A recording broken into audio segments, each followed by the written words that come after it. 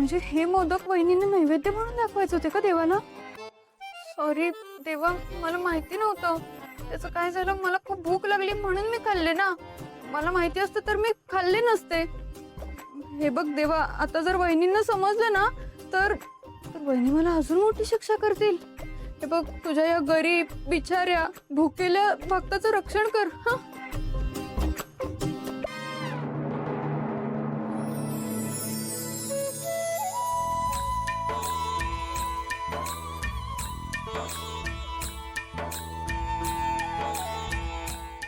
चला आता मोदक खाता येतील आपल्याला.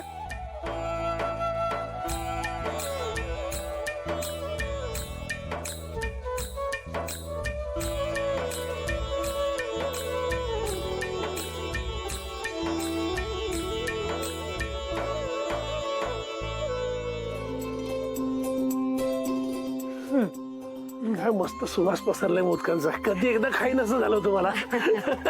पण मला एक फक्त शंका आहे की नैवेद्यासाठी तू एवढे मोदक बनवलेस पण देवासमोर एकच मोदक ठेवलास, असं का केलं?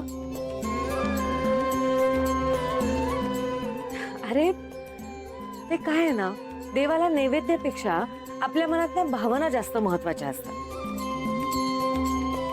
म्हणजे आपण एक मोदक जरी ठेवला तरी त्याचं मन भरतं, पण काही लोकांना हे कळतच नाही.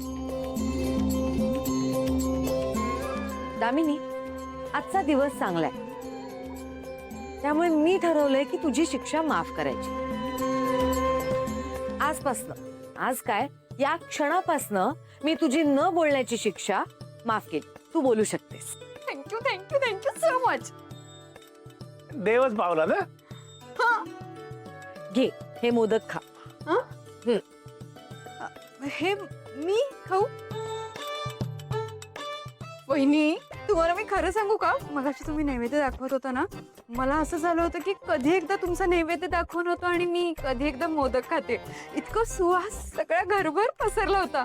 हे ना दादासाहेब, मला फार आवडतात तुमच्या हातचे मोदक, माहितीये ना तुम्हाला.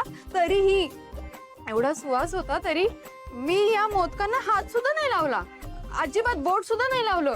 आता तुम्ही परमिशन देताय ना, तर आता मी खाते. हा, थँक्यू.